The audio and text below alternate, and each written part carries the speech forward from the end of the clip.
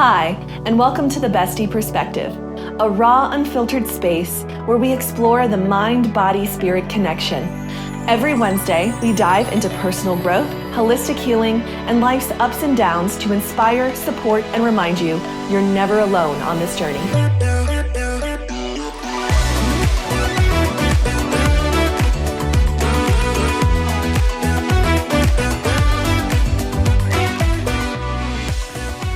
Hey besties, welcome back to the Bestie Perspective.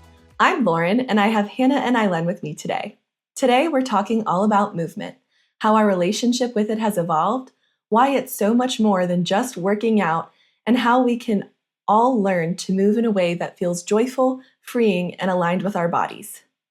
If you've ever felt like exercise had to be a chore, a punishment, or something super rigid, this episode is for you. We're here to shift the focus to movement as self-care, not stress. Stay tuned until the end to get access to a little movement mindset check-in quiz that you can use to see where you're at in your journey with movement. That being said, grab a drink, get comfy, and let's get into it. First, I want to go ahead and define what intuitive movement is because we're going to be referencing it throughout this episode. Intuitive movement is about listening to your body and choosing how to move based on how you feel, not out of guilt, pressure, or rules. It's moving in a way that supports your physical, mental, and emotional well-being, whether that's stretching, dancing, walking, resting, or anything in between. We've all been conditioned to think of movement as something we have to do, whether it's for weight loss, aesthetics, or just checking off a box. But movement is so much more than that. It's about feeling good, relieving stress, and connecting with ourselves. It's not just about going to the gym or sticking to a strict routine. It's about learning to listen to our bodies and move in a way that actually makes us happy. The goal isn't to fit into a certain mold, but to create a lifestyle where movement feels natural, freeing, and fun. When we stop obsessing over rules and start moving for joy, it changes everything: our mindset, our energy, even our confidence. So I want to do a quick check-in. Let's go around and share one way we moved our bodies this week that felt good. I'll go first on this one. This week was a long week for me. Well, it's Monday, but last week was a long one for me. Damn, this Monday, it was real long. Those Mondays, man. Yeah. So last week I didn't, you ladies know I had shared with you that I started picking up jogging again. And that has been feeling so good to me recently. And I took last week off though, because my body was feeling run down. And so I kind of focused on just walking my dogs and dancing at my desk. And that felt really good. And then also I ended up taking care of a sick family member last week because his blood pressure was really high. He had a little bit of something going on. So we had to go get him checked out as well. So movement looked a little bit different. It was more chill. And then, in my free time, just cleaning, moving around the house that way was another way I think I stayed gently active. So yeah, that's what movement looked like for me this past week. That it felt good for where I was at. Nice. So for me, I had a lot of outdoor time this week, but it was just walking. It just entailed chasing after my 15, about to be 16-month-old daughter. But so I would say one way or one type of movement that felt good for me this week, though, was a swim class trial today with baby girl. So being in the water with my baby and teaching her all the things, going under and kicking her feet and floating on her back. But yeah, just being in the water, even with it being an indoor pool. If I had to choose movement, it would be in the ocean. Always. But anything in the water I will take. So that was my absolute favorite. And I'm just excited that she's a little fish too, because that just means at this age right now, swim class is mom or dad's swim class as well. Like you got to get in there with them. So yeah, Oh, yeah. Definitely. water movement for her is water movement for me. So that was my favorite this week. Oh, I bet that was so Look at her fun. keeping you young. Was that her first class? Yeah, well, technically it was her second little trial. So it's the second swim school. We're really liking this one, so we'll see. But yeah, she has been all about water. Now, I will say that the last time she cried a lot more than this time. So I will say that's pretty cool with it being only the second one. So then she came home and we had a little bathtub fiasco. So she did some pooping in the water. So I'm all right. You're loving the water a little too much. You're a little too comfortable in the water now, my dear. No, ma'am. We're not doing that. So. Oh my goodness. Baby girl. I know, right? I was going to say, anyway, it's going to be fun this summer, though, because you can bring her to our pool and we can, just let her get used to it even more. Yes, and lake days as well. Yes, it's going to be so fun. Yes. Yay. Definitely. Oh, that sounds great. I know I told you guys about this a little bit already, but for me, it has to be the Reformer Pilates. So for our listeners, I am 6 classes in. I decided to explore Reformer Pilates because I've had chronic back pain for some time, and a lot of research says that it's low impact and great for people with chronic pain. So a new studio went in by my house. I decided to give it a try, and it has already been improving my back, but I'm also just loving it. I shared with the girls actually right before this call today that I love how intentional it is. You connect to your breath. There's a lot of, slow, controlled movements that are really focused on each muscle group. So I'm loving it so far. And I think I'm just excited to start feeling strong again and healthy and flexible and fit. So that was my fun movement this I'm week. excited for you though, because it's sometimes working out is not fun, but when you find something that fits you and you enjoy, welcome to the road to health. Yeah. Oh, yeah. I believe your words right before the call was, oh my God, normally I'm looking down at the watch like, God damn, when's the workout going to be over? And with the Pilates, you were like, oh, it's already over? Yes. Yeah. I'm glad you brought it up again because it's so true. Like I'm usually in a workout class checking my watch, just like, oh, when's this going to end? But it's literally ending and I'm like, oh, we're done? That was 50 minutes already. So I think, 6 classes in, fingers crossed, but I think I've found the workout for me. And it's cool to also see like how much I can still progress, I think it's just such an expansive workout, that do you hit a ceiling in it? I don't really know, because I think there's like so many different moves, variations, and, tension levels that you continue to do. So I'm looking forward to just seeing how I feel. My number one goal is pain-free. So I'm already on a good path, I think. Yeah. So something that's really shifted for a lot of us is the way that we think about movement. So let's just each take a moment to share how our mindset around exercise has changed over time. Why don't you start us off, Hannah? Shoot, I don't even know where to begin. Well, movement has really been part of my life for as long as I can remember because I was a pretty chunky child. So, my pediatrician and my family always encouraged me to stay active through sports and anything else that got me moving or, just distracted away from the kitchen and like toasted strudels were my weakness.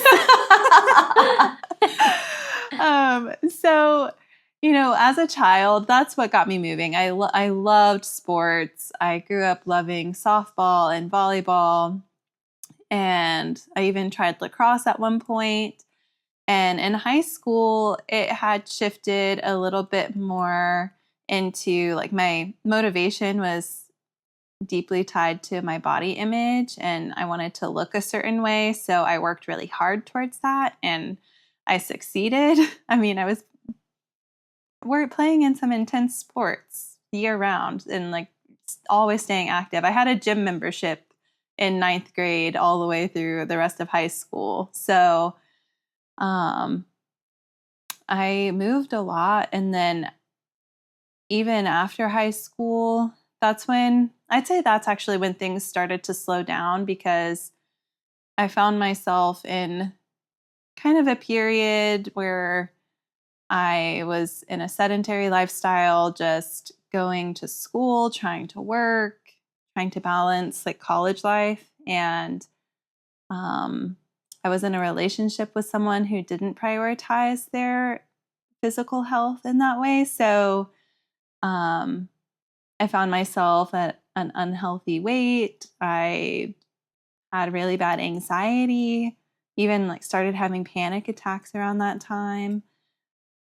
But these days, things have shifted back, and movement for me is kind of non-negotiable now, because after paying attention to my patterns and stuff, if I try to talk myself out of it, and if I listen to myself when I try to talk myself out of it, I end up paying for it, because I end up feeling like I feel very stressed. I'll feel moody. I just feel kind of even stiff. Like I'll get stiff if I don't move. So now I move because it keeps me well, and I stay connected to myself, and also because I want to feel sexy and confident too. So that's been a little bit about like my history with movement and why I still move.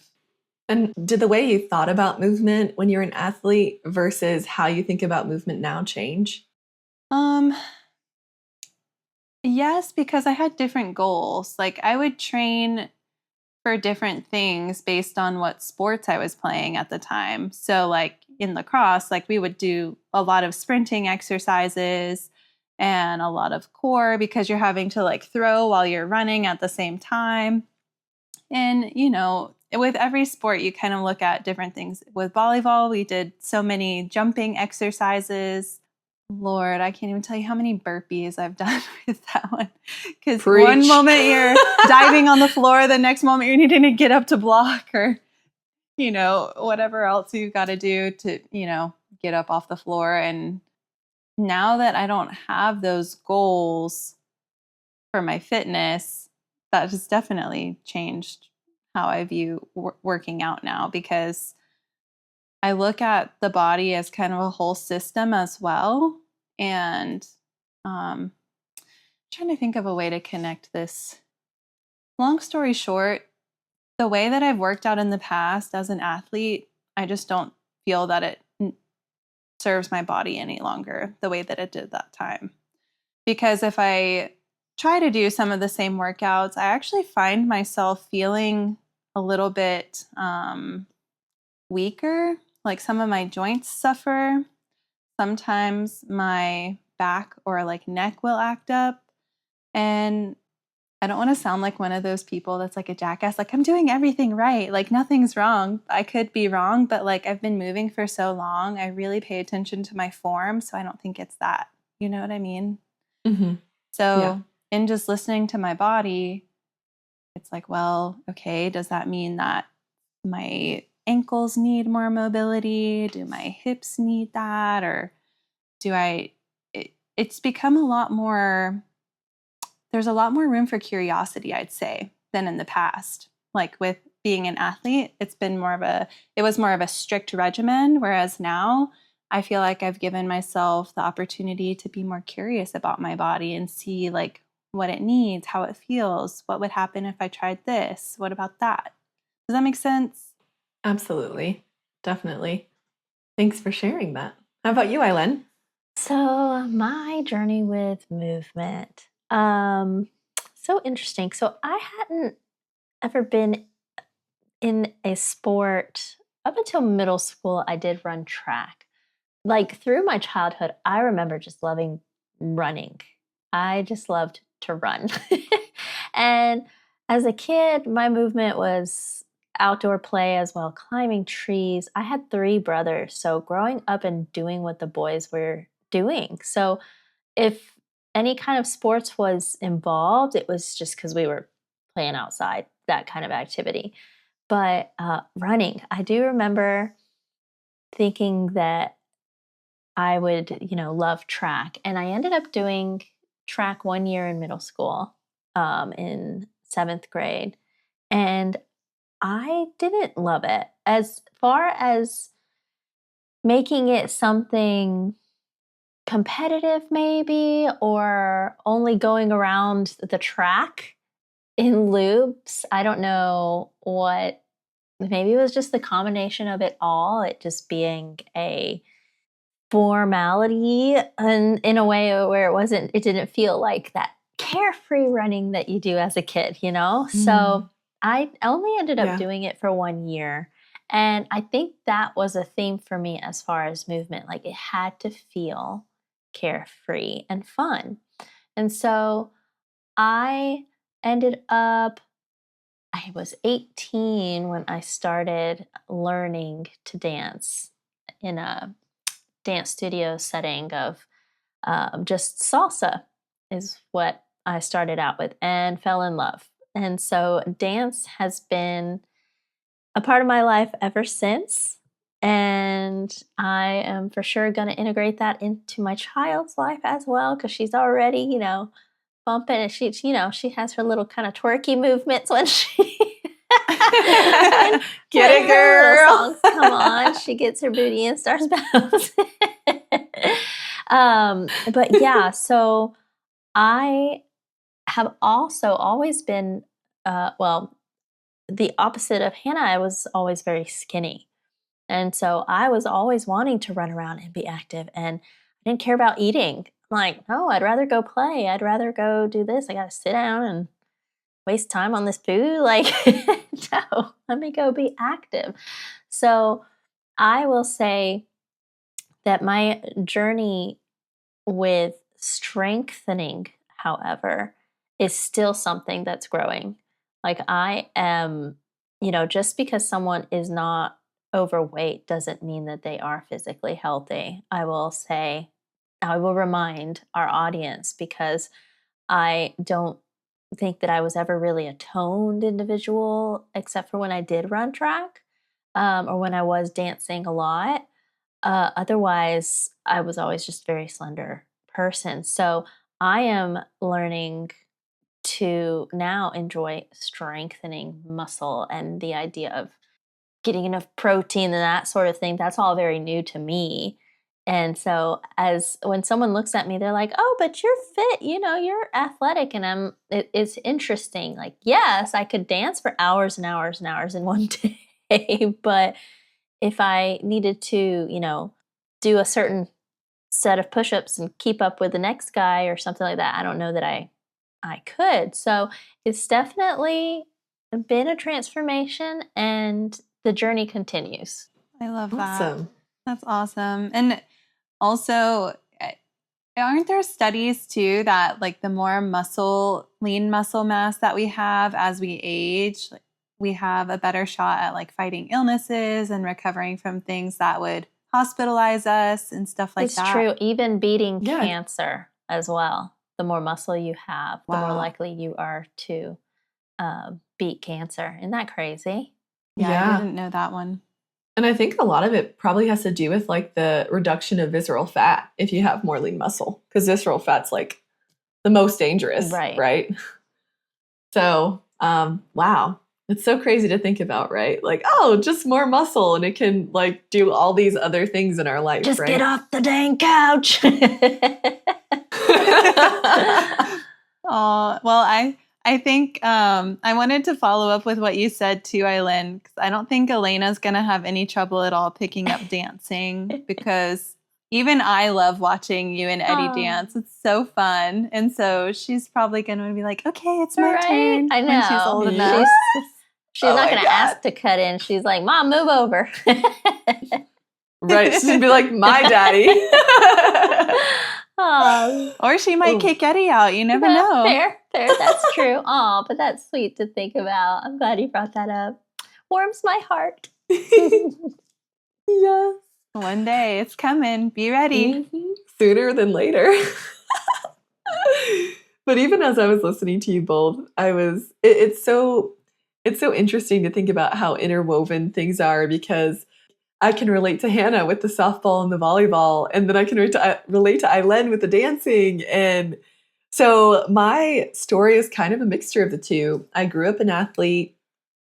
So my movement then was structured, intense, and it was part of my identity, right? Like, I identified as an athlete. By high school, I was doing varsity sports, pushing myself off season with workouts like insanity, 6 days a week. And that drive carried into college up until I started developing lower back pain at 19. So that was really quite a pivotal moment in my life, because suddenly I was told I couldn't run, I couldn't lift over 20 pounds, or even walk on inclines. So I went from intense daily workouts to doing nothing at all, terrified I'd make things worse. So that drastic shift really shook me. And at the time, I felt broken and ashamed and started spiraling into body judgment a lot, because this lifestyle I was living now was so different than the way that I grew up. And then being on social media and watching fitness influencers only deepened that shame that I had felt, like I lost who I used to be. Because again, when you make it your identity and you're no longer doing the things in that identity, it feels like you lost yourself. So for years, I tried getting back into exercise, but I'd either burn out or injure myself again with my back acting up. So it really took nearly a decade to start unlearning the toxic fitness mindset and find peace with where I'm at. So now I've really gotten to a place where I've shifted from rigid routines to intuitive movement. I've let go of the pressure to follow a perfect plan, and instead I focus on simply moving my body in a way that feels good. So it doesn't have to look a certain way. It just has to feel aligned with me that day. So that shift has been really freeing for me, because I think growing up with such rigidity that comes with being an athlete, like, it was hard to break away from that. So now checking in with myself every day and seeing how I'm feeling, like, I originally signed up, for example, for 3 Pilates classes, and I was going to go on Sunday, but then something just told me on Friday. I think it was Saturday when I woke up. I was like, you know what? I don't think I need to push myself to go tomorrow. I'm excited, and I think that's why I signed up for an extra class, but like, I think I just need to keep easing into it, and I'm glad I did, because actually Sunday I really needed a rest day. So I'm finally listening to my body, honoring its limits, and exploring new things like the reformer Pilates. So movement now feels like self-connection and self-care, not punishment or just another chore that needs to be completed. So that's kind of like how my shift happened. And in there, I also, the sports that I played were volleyball, softball, and basketball, soccer, and then also danced like Aileen. So it's like going from that very, very active lifestyle was like a cold turkey, honestly, is a way to think about it. Like, it felt like I was quitting exercise cold turkey when my back started giving me trouble. So I'm glad to have shifted into a place where I now can just wake up every day and see what my body needs that day, That's great, though. Yeah, I was going to say it's a great thing to get to a point of checking in daily. And just like, it sounds like you've given yourself grace with it shifting. It's like, okay, I had this plan, but my body's saying something else. And there's so many people out there that say, well, shut up, body, suck it up, and we're doing this, right? So I'm glad that you're in this space now to be that way towards your body.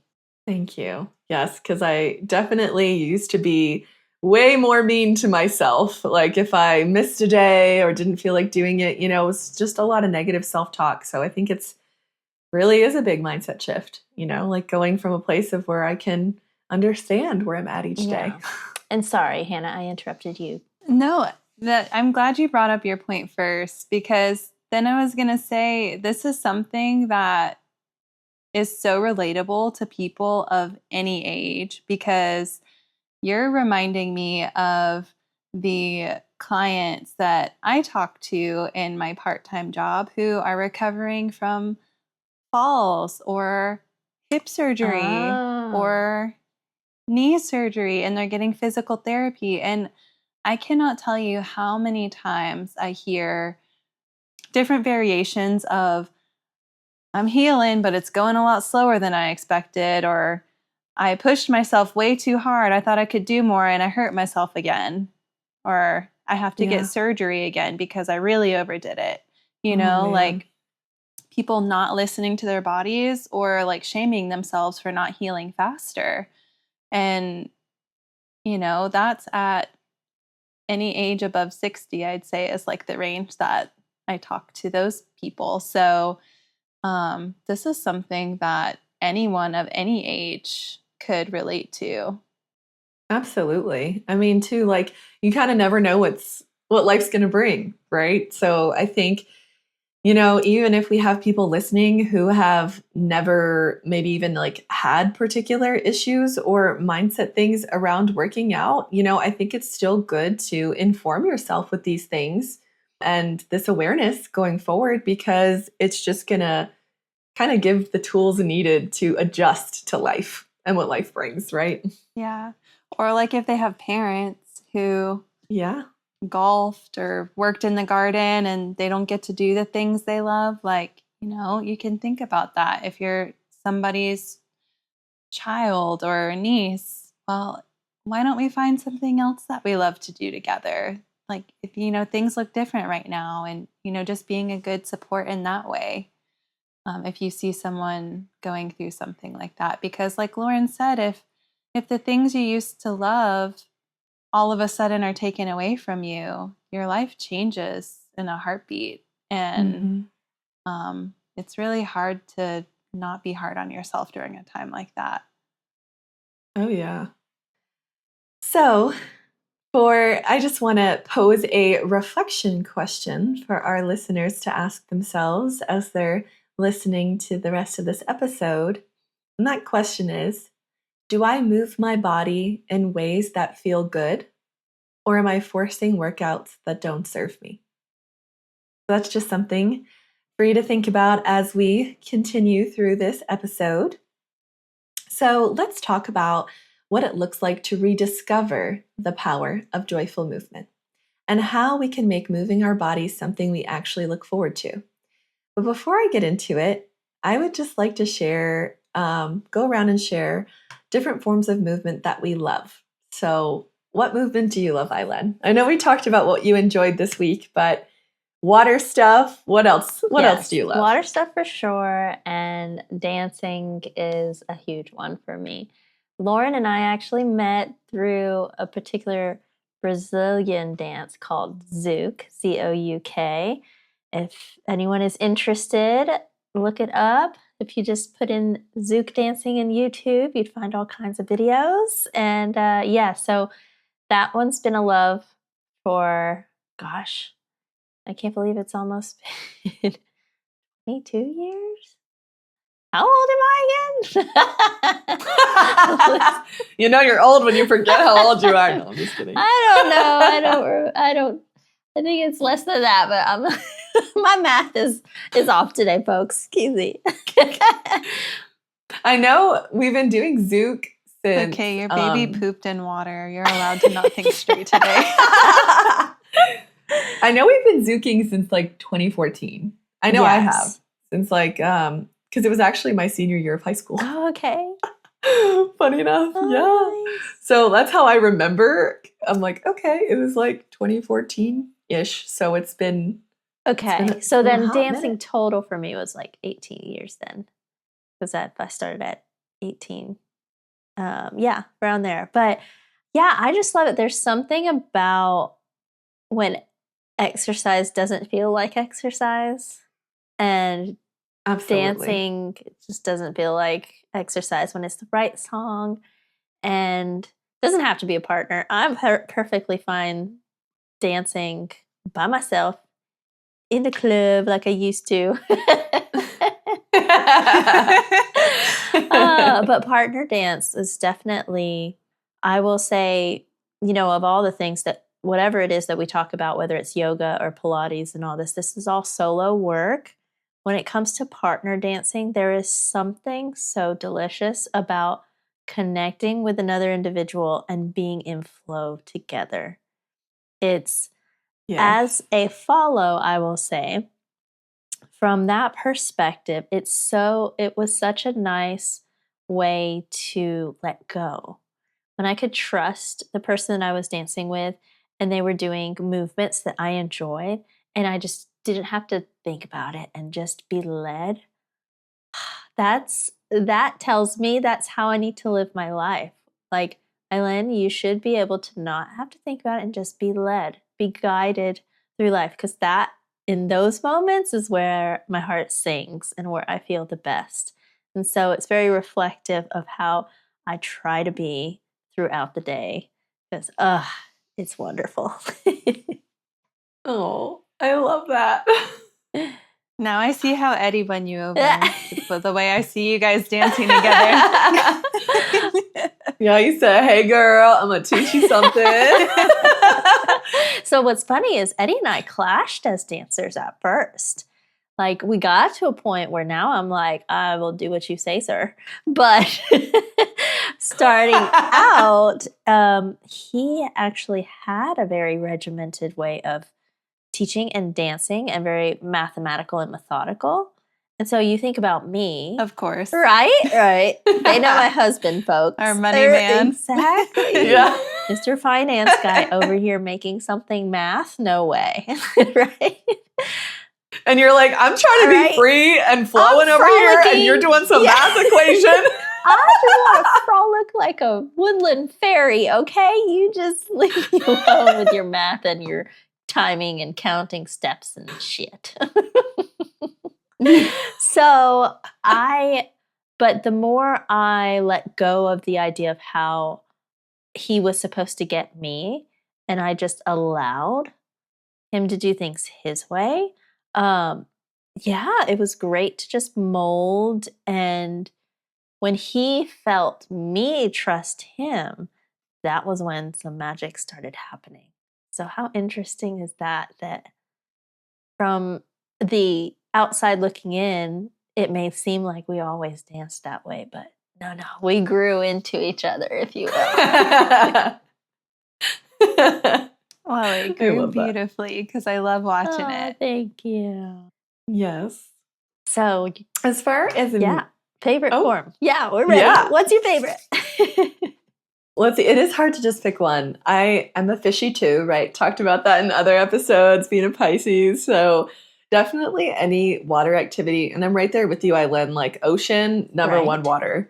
Because I think something like side note, it's like, and that surrender that you're kind of talking about too, even with your stuff, is like, I love like going out in the ocean and then just like laying and floating and then just like really like surrendering to the waves. Yeah. And like letting that movement run through me.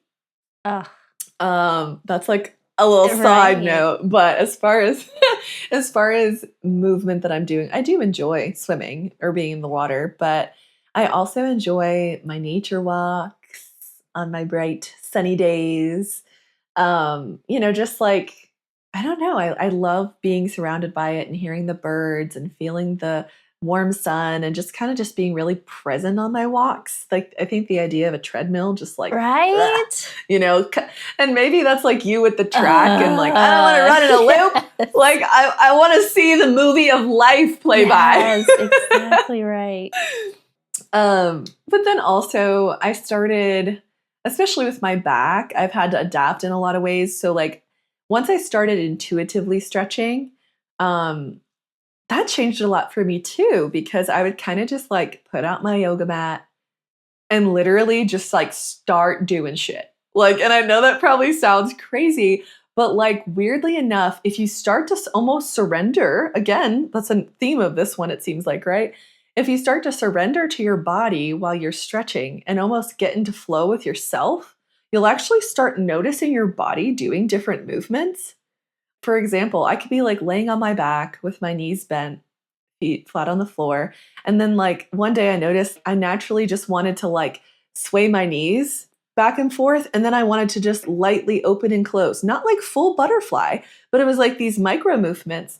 And it actually felt so good, you know? And then after I just kept following the flow in that stretching session. And then I ended up feeling really great after. So I love a good intuitive stretching session. But I also enjoy yoga videos as well.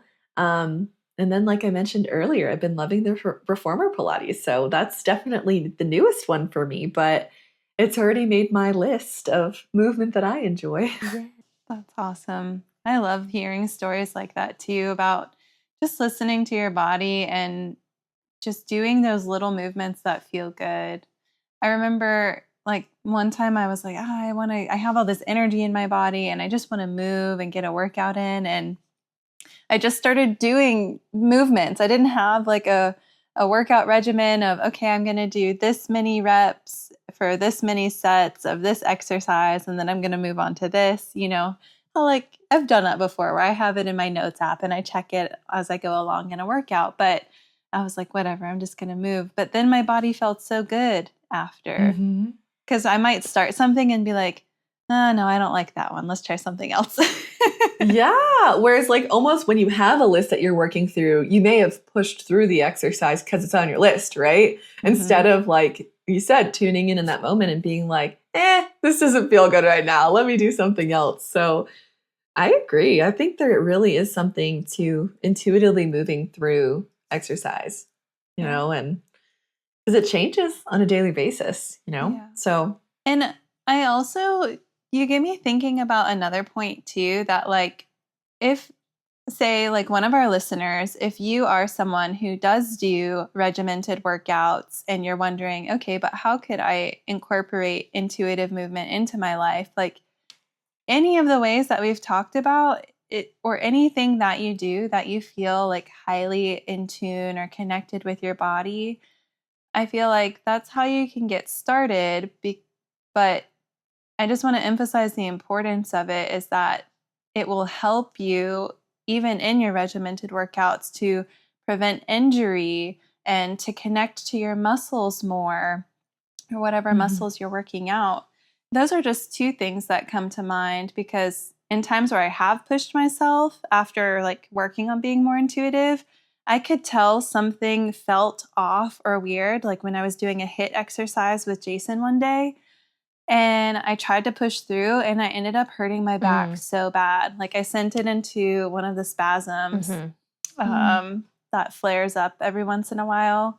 It's the same part of my lower back that I hurt when I worked bedside. And so I have to be really mindful of that. But if I had just actually listened, it wasn't until afterwards that I was like kicking myself in the ass, like, oh my God, why didn't I honor that? I felt something was weird. I should have stopped. But in my head, I was like, no, I want to push myself. I want to feel strong after this. I want to lose weight, or, you know, whatever. I don't really know what I wanted at that time. But for some reason, I told myself I should push through, even though I knew something was wrong. Yeah. So. And I think that's something that's all too common. You know, I think a lot of us do that. You know, we say, oh, whatever the goal is, or, oh, I want to prove that I can do it. Oh, I don't want to be lazy and give up mid-workout, right? Like we put these ideas in our head and we're just coming up with the idea that means laziness, but actually it's listening to your body. Because if you can do less exercise with great form and intention, you're actually going to get better results than trudging yourself half-assing through a workout, right? And it's because you're tired or sore. It sounded like Lauryn, it took you time to get to a place, and Hannah, you obviously saw what not to do, and I think so many people end up hurting themselves by doing just exactly that, pushing through. And they have now, if you look at more modern exercise videos or anything online, they always have modifiers and modifications of like the one person that's, if this is too much for you, you can do this way, like you can slow it down. Or for you, Lauren, the opposite in your Pilates class. If you want tougher, here's how you can make it more difficult. And so the adjusting, it's just, exercise just is not a one size fits all. No, it's not. And I think that's what can be even hard with, it's great to have accountability buddies and workout buddies, and like even being able to work out with your spouses and stuff, right? But sometimes too, we can't hold or compare ourselves to them or what they're doing. And it can be easy sometimes when you're doing the same workout as another person and they're still going or they're fine. And if you start feeling some type of way, you're like, oh no, like they're doing it, I gotta do it too, And my husband acts like I was with him when he got his 3rd-degree black belt in Taekwondo. I did not have the same history as you, sir. And no, I do not like practicing these kicks that you are making me practice right now. That is so funny. The day that I hurt my back when I was trying to push too far during that HIIT workout, like after the initial like shockwave of the pain subsided and I was just sitting there, Jason was finishing his workout, and by this point he was all like sweaty and hot, and we're already here in Harabacoa living in DR, and he had taken his shirt off, and I was like, wow, I should have just been sitting here watching you the whole time. And just enjoying the view instead of trying to push myself. Yes. I love that. And I also have to share that like in the summertime, especially when Ira's my sexy pool boy and he's cleaning our pool, I like to like stand in our kitchen by the window and like sip my tea, and I watch him. He's like shirtless out there cleaning the pool, and I'm like, yeah. So I like that idea, Hannah. Like, oh, I should have just sat there and enjoyed the view. Yep. Instead of trying to keep up. Yeah, that I should have known that day. But it's okay. We learn. We live and we learn. Age-old saying. Absolutely. So now to continue the conversation on how we can make movement something we actually look forward to, I want to touch on some of the mental and emotional benefits of moving for joy versus punishment. So moving for joy rather than pressure or punishment transforms exercise from a chore into an act of self-care. Joyful movement reduces stress, boosts mood, and strengthens the mind-body connection, making it easier to stay consistent without burnout.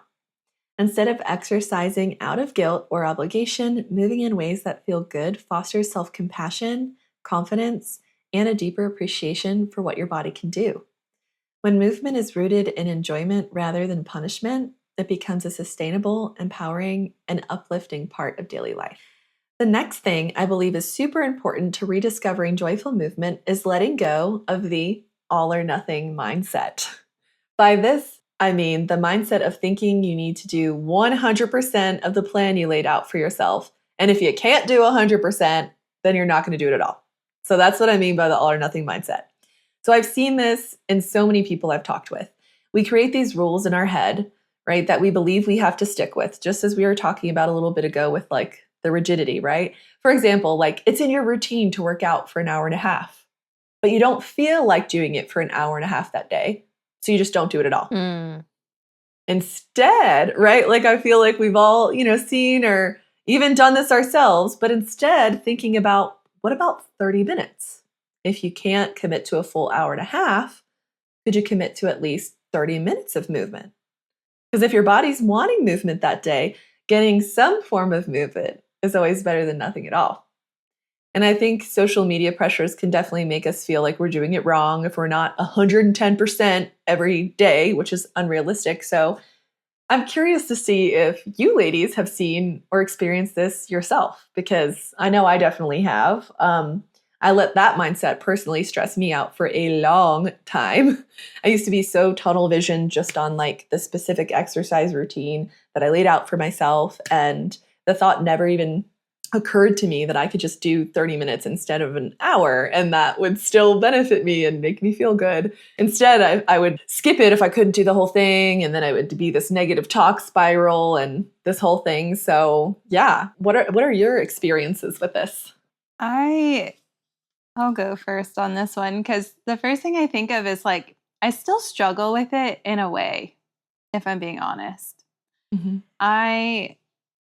For example, last week I didn't run and I was feeling kind of run down and sleeping a lot, but I also experienced some of those side effects of not moving that I was talking about earlier. When I let myself talk myself out of moving, I start to feel moody. I start to feel, I hold a lot of tension in my body when I don't move. So no matter what I do to feel my best, I should do something.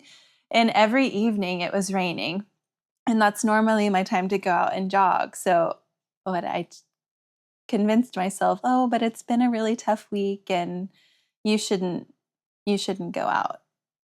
And last week, like in reflecting on it in today's conversation, was actually one of the hardest because by this point I've been away from my husband for 4 weeks. We're going into the 5th week. And that's been really hard on me mentally, emotionally, and physically. And so like not running last week really put me into like a little bit of a hole. So but it's not always like that. And I'm able to call myself out on it. So I think that's one important part is like, I knew what I was doing, but I was kind of pouting in a way of like, oh, but I wanted to run, but the rain came. So I'm not going to do it at all. Yeah. And being stubborn. I think that's super relatable though, because even if we've left this mindset for the most part, I think it's human to slip into it sometimes. But like you said, you were able to be aware of it, and call yourself out on it. And I think that's the most important thing is, I know for me, when I was really in that mindset, I wasn't even aware, right? It was just happening. And so I think the fact that we have these ups and downs as humans is part of the experience. So it's, it stinks that you had a rougher week that last week, but I'm glad that you were able to reflect on it a little bit and, be aware of how even just that lack of movement was already affecting you, Yeah. And I say it to share, like I'm a coach and I help people with things on all the levels of like mind, body, and spirit goals. So I also just want to say, like, if you're one of my clients out there listening, I'm human too. I struggle with the same things that we talk about in our coaching conversations too. And it doesn't look like that every week. So also looking at like the bigger picture, because overall, really like taking an even bigger step back, my mindset has shifted a lot around, building a healthier relationship with movement. So I just kind of look at, recently it's been difficult, but my life has looked different for the last month. So last week just happened to be a hard week, and that doesn't mean it's going to be like that forever. And hearing you talk, it also makes me think about the differences between men and women too. I think we are a little bit more intuitive in that sense, and we can, bend and sway and say, all right, this was a harder week. I'm not going to push as much or whatever in that regard, as far as changing up the routine. Whereas men, there's a bit of this ingrained, and this is definitely a generalization, I want to say, for any guy listening out there that's like, that's not me. But there is a bit more of a ingrained nature to conquer. So that whole idea of I'm going to push through comes a little bit more natural to them. So I hear the three of us talking and I'm kind of like, yeah, we definitely have a more feminine flow receptivity, I guess, if you will, in this conversation and in working out and exercise. Whereas there are some men who would have more of a militant mindset and say, no, you've got to push past that lazy moment in your brain tell that part of you to shut up, suck it up, and go through it. Like, do you want that 6-pack or not? Kind of mentality. Yeah, So absolutely. for me, when it comes to the all or nothing, I think I'm still bad at it. I think I'm where Hannah is. Like, I still need to be better at it, because there are times where it's like, do I want to do that 30-minute workout? Now, there have been times, especially with working around having a child, where I'm just like, all right, I will only do this much because, you know, baby kept me up all night or whatever it is. So I've been better at it more recently, which is interesting, but I feel like I still have a ways to go. There's still, I think it's like a 50-50 shot. Sometimes I'm willing to do some of it, and then there's other days where I'm just like, if I can't do the whole thing, screw it. Getting on TikTok. Mhm.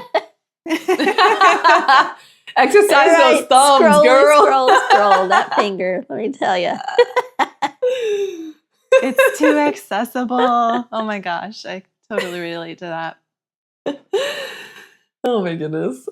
So when it comes to learning how to move your body intuitively and in a way that brings you joy, as we talked about, developing awareness is a critical part of that process. So here are some tips and questions that you can start asking yourself every day to tune into your body's needs and start finding your freedom beyond workout routines. So start with a body check-in. Take a few deep breaths and ask yourself, how am I feeling today? Do you feel energized, tense, sore, sluggish? And let your body guide your movement choice. Move in a way that feels good. Instead of forcing a rigid workout, choose movement that brings joy and feels supportive for you. It could be stretching, walking, dancing, yoga, strength training, or even resting when needed. Honor rest and recovery. Some days, rest is the best way to care for your body. Intuitive movement means listening to when your body needs a break instead of pushing through exhaustion.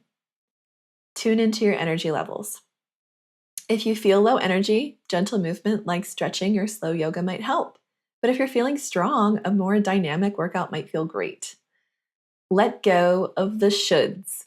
Shift your mindset from I should work out to what kind of movement would feel best for me today. This helps remove guilt and pressure. Focus on how movement makes you feel. Instead of chasing results, pay attention to how movement impacts your mood, stress levels, and overall well-being. Be flexible and open to change. Your needs will vary day to day. Some days you may crave high energy movement, while others call for stillness. Trust yourself to make the best choice for your body.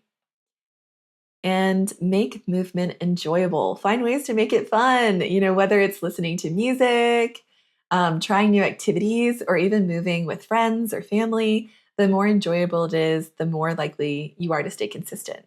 I know we talked about that a little bit already today. Even some of these points we've touched on, and volleyball was that thing for me for the making it fun. Like, I could play for hours in the summer and I was getting so much exercise and I didn't even realize it, right? But by practicing these habits that I just went over, you'll build a deeper connection with your body and create a sustainable, empowering movement routine that supports your well-being. Now, rebuilding a healthy relationship with movement doesn't happen overnight. It's a process of unlearning, relearning, and lots of self-compassion. As we've all been sharing here already, right? Oh, I've done this sometimes, but then I've slipped back and done this, right? So it's a lot of unlearning, relearning, self-compassion, right? All of that. Sometimes all it takes is one powerful mindset shift to start seeing things differently. So as we start to wrap up this episode, we each want to share one shift that really helped us start moving from a place of love and not pressure. Why don't you start, Hannah? Yeah, so we've already touched on it a few times. So the mindset shift for me that really changed everything was moving away from focusing on just how I wanted to look and also broadening that focus to how I want to feel, which, hence the title of the episode, we're talking about intuitive movement. You have to feel into these things. So don't get me wrong, I still want to look hot and I want to like make my body feel strong, but it's not just like I want to look hot. It's also literally I want to feel strong, confident, energized, resilient, and deeply connected to myself. And, I also want to have fun while I move. I want to feel like I'm enjoying myself and enjoying my life. And I think you mentioned this earlier too, Lauryn, but yeah, I don't want to feel like I'm just checking another box on the to-do list, because if I want movement to be part of my life, to help me live my longest, fullest, best life, like checking a box is not what life is about. I'm here to enjoy it and make it full. So, and that shift didn't happen overnight. Like you said, it doesn't happen overnight. It's still something I wrestle with, but I've become a lot more aware and done things about it. So there's been a lot of emotional growth there for me, which I will talk about in next week's episode, where we talk about self-love and body image. Because just to tease, for so long, I let everything outside of me dictate how I felt inside. The scale, the mirror, what other people thought or said about me, how many likes I would get on a social media post, all the stuff. It just all had power into my self-worth. And it literally makes me so angry reflecting back on it, because like that constant pressure, how much it weighed on me, it totally blocked me from living my best life. So movement, it used to be something I did to try to fix myself, but now I use it as a way to make me feel good. And like you said, a way to honor myself. So, and make my body feel good. And I think that's a really beautiful act of self-love. So that's been my mindset shift. It's wonderful. What about you guys? So for me, a mindset shift is actually while working out. Like when I was feeling okay to actually do a regimented like endurance workout. Cardio I was good with. We know. Dancing, running, she loves it. But with endurance, when I know my body's okay to do it, when I am doing it, that's where I still needed a mindset shift within that time, within that actual activity. Because in feeling the burn is when I would stop. I'd be like, okay, it's starting to hurt. Let's just like take a breather, or let's, move on to the next, or I'll just let the video continue and I will pick up in the next movement, right? So I actually had to talk to myself in that time and say like, okay, good, you are feeling the burn, like making it a good thing, because we've talked about how stopping when you know something's just not wrong. But we know when there's a burn in exercise, that's a positive thing. There's the good pain and the bad pain. Exactly right. Exactly right. But Eilen's little body over here is like, no pain, please. 0. Nope, we don't need that. So funny enough, that had to have been my mindset shift of just like, this is good. Telling myself, okay, great. Look, you're feeling the burn. You're getting a deep workout here. Or just telling myself to keep going. Pepping, like that pep talk, pushing myself through that part that's like, all right, this is uncomfortable, but you're not dying. You've got this. Keep going. A little bit more, all those things that you do hear a personal trainer say, or any kind of athletic coach might say. I had to do that internally and not just give up so easily. So I'm interested if you guys have any kind of connection with that particular moment in that deep burn that people are supposed to power through. It's just like you made me chuckle at that, because it's like, yeah, I think that's something, right, that you kind of have to learn going through the process, is like there's good burn and there's bad pain, right? And yeah, I think it's it's funny to think about because I think as humans, our natural reaction is like, I don't want pain, Right. right? Like you're saying, you're like, I don't want pain. All this hurts. I'm going to stop. But it is interesting to start paying attention to like what is the good and what is the bad, Right. right? Because a lot of the times the bad is like numbness, tingling, or sharp shooting, right? Like that's like a no-go, right? But like feeling it, Right. right? Especially if you're targeting a certain muscle group, it's almost like, I don't know, just giving it that intention, Yeah. you know? And yeah, like I think it's something that has to be experienced to like truly understand, you know? And so that's why it makes sense that you had that shift as you were working out. In the Yeah. midst of it. Yeah. What I do to get through that, Eileen, is I will literally talk smack to the workout video instructor. Like, because they're like, okay, you're going to feel, it's going to feel good. You know, sometimes you have those instructors who are like facilitating the workout with such cheery positivity. And I'm just like the whole time screaming, you are the devil. Like, I don't know what you think you're doing here, but your next life, karma's going to come and bite you in the ass. So Hannah smack talks the instructors to get through it. And then afterwards, I'm like, oh, but thank you. My ass is going to look so good.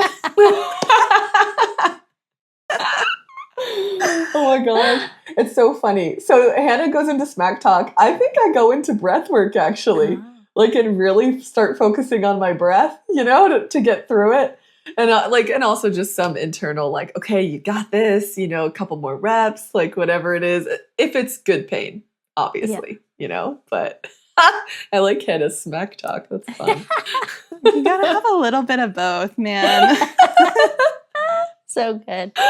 I get so angry sometimes. Like, I don't know if you guys have ever done like 80s workout videos or like Yes. dabbled into No. that. And they just look so perfect and never out of breath. And they're like, come on, let's go. Doesn't it feel great? And those are the ones that I smack talk the most.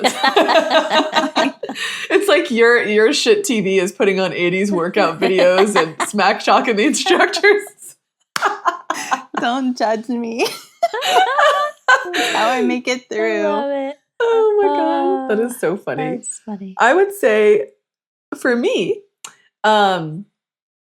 yeah, I would say the one shift that really helped me move to a better place was, and again, we've touched on this in this episode, but just like I'm not a failure because I don't stick to a super rigid workout routine. And I think that's something I really needed to hear and hear myself tell myself was like, I'm not a failure. I'm not a failure just because I don't stick to this rigid routine that for one, I probably made up, right? Because I'm deciding what I'm going to do or picking a workout or whatever. If it was like a workout from back in the day or one that I did back when I was in sports and stuff, it's like, if it doesn't fit my body anymore, that's okay. And just realizing like the type of movement doesn't matter as long as it's movement, you know? I mentioned having a rest day this Sunday, but Ira and I went out on a walk anyway, like post dinner. I was like, hey, do you want to do a little walk? Because it was like that sun, like the hotter part of the sun went down a little, and we started going on a walk, and he was like, do you want to do the loop? Like what, like this other part of the walk? And I was like, nah, we can go home now. So just realizing like, hey, it was a rest day for me and I still got out on a walk, but I didn't have to complete the whole usual walk that I do to make it be official, you know? So I think those mindsets were the biggest shifts for me. Nice. Yeah. Okay. So if you're wondering where you really stand with your relationship to movement right now, I've got a little check-in for you. So this is the time for that 10-question movement mindset check-in quiz. I loved Hannah's quiz in the last episode about nervous system regulation, so I thought this episode would also be perfect for a little quiz check-in as well. This is not an official quiz off the internet. It's just one that I put together. Think of it as a little heart-to-heart with yourself. If you'd like to participate, I encourage you to open your notes app or grab a piece of paper and feel free to pause the podcast if you need to. And let's go through a few questions together to see if you're moving from pressure or from joy. And remember to approach this quiz without judgment, just curiosity and compassion. And I also want to throw out there that this quiz is something you can continue to come back to and continue to check in with yourself, because your score today might be different in 2 weeks from now, or a month from now, or 6 months from now. So just as Hannah's nervous system quiz, I think these are great tools to just come back to and check in with ourselves. So as far as the scoring, as we go through this quiz, you're going to give yourself 2 points if your answer is often, 1 point if your answer is sometimes, and 0 points if your answer is rarely or never. All right, we're going to go into the questions now. Number 1, do I feel guilty or ashamed when I skip a workout or rest day? Number 2, do I choose workouts based on how many calories they burn rather than how they make me feel? Number 3, do I exercise to earn food, rest, or self-worth? Number 4, do I stick to a workout even when I'm exhausted, in pain, or emotionally drained? Number 5, do I compare my routine or body to others online and feel like I'm falling short? Number 6, do I believe rest or gentle movement isn't good enough to count as exercise? Number 7, do I feel like movement only counts if it's intense or part of a structured plan? Number 8, do I feel disconnected from my body while I'm moving, like I'm just trying to get through it? Number 9, do I criticize my body or push it to change through exercise rather than support it? Number 10, would I feel unproductive, lazy, or like a failure if I didn't work out for a few days?